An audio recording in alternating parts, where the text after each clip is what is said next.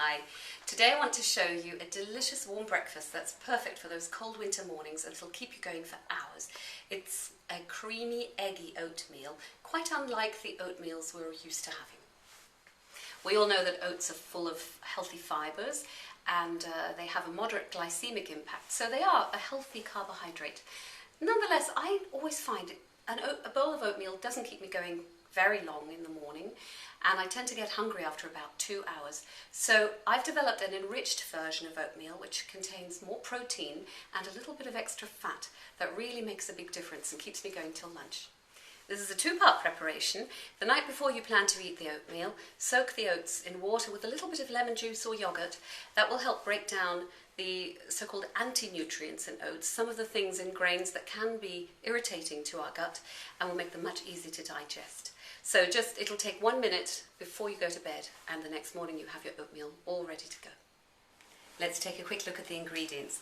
You'll need half a cup of plain rolled oats, that's 40 grams, a third of a cup of fresh cold water, 75 millilitres, and a squeeze of lemon juice. The water and the lemon juice are used to soak the oats overnight before you start cooking, and that's to make them more digestible and to reduce some of the anti-nutrients in oats.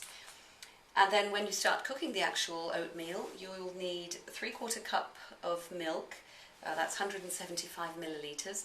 I use almond milk, hazelnut milk, soy milk, or cow's milk, whatever I happen to have going at that time. We'll also need 2 fresh eggs, ideally organic, free-range eggs if you can get those.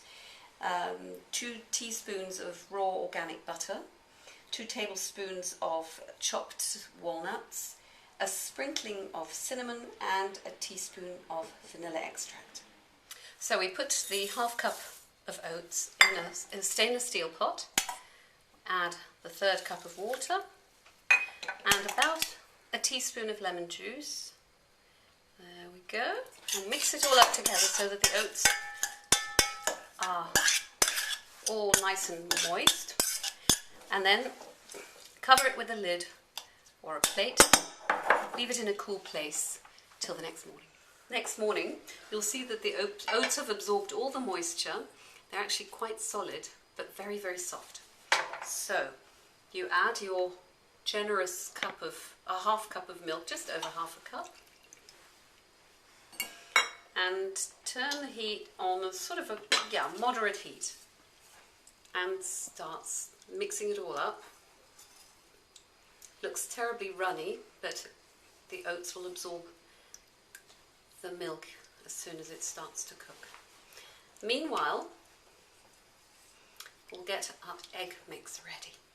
So for 2 people, I use 2 eggs, 1 each, of the very freshest eggs you can find. These were laid yesterday by my own chickens. I'm very lucky to have 6 hens that lay lovely, delicious eggs. You can see from the colour of the yolk. They're very rich in beta-carotene, or all sorts of carotenes actually, and also I'm hoping very rich in omega-3 fatty acids, because my chickens run wild and they eat a lot of grass and worms and all sorts of creepy crawlies. So we break these into a largish bowl and whisk them with a fork or with a whisk to make sure they're well combined. As you'll notice, it doesn't take more than 2 minutes for the oats to start thickening. That's the great thing about soaking them. It almost turns it into instant oatmeal. It cooks as fast as instant oatmeal, but it's a lot healthier than instant, because the instant oatmeal is sweetened and it's very glycemic. It causes a big blood sugar spike, whereas this isn't. Now, what we do is we transfer some of this hot oatmeal into the beaten egg, not all of it, and start beating it very quickly so that the egg doesn't turn into omelette. This is a bit like making egg custard. You pour hot milk into the egg and then put it all back in the pot, which we will do next. Bring it to a boil again so it thickens and cooks fully, so you're not eating raw egg.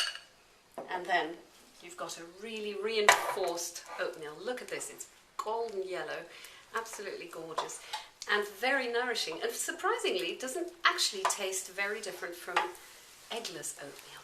Now I'll just bring this back to a gentle bubble. Keep stirring the whole time, otherwise the egg will curdle and turn into omelette. And as you see, it's already thickening. That's about it. So now that you've finished cooking, serve the porridge. I'll just serve one portion into this soup plate. There we go. And then you add 1 teaspoon of butter, which is really very sating, makes the whole thing very rich and sating. Sprinkle it with a little bit of cinnamon, and then you can really just dress it as you please. I usually put a few chopped walnuts over, which are rich in omega-3 fatty acids and antioxidants. You can also, for instance, we made this the other day, pureed raspberries, sweetened with just a little honey. You can drizzle that over. And then if you want even more fruitiness, you can scatter a few blueberries on top. These were frozen, which is why they're a bit gunky, but when they're fresh they're even better. And there you go. So you can serve this as is. You can also grate half an apple over it, for instance, and stir it in. And this is a really hearty, satisfying, filling breakfast.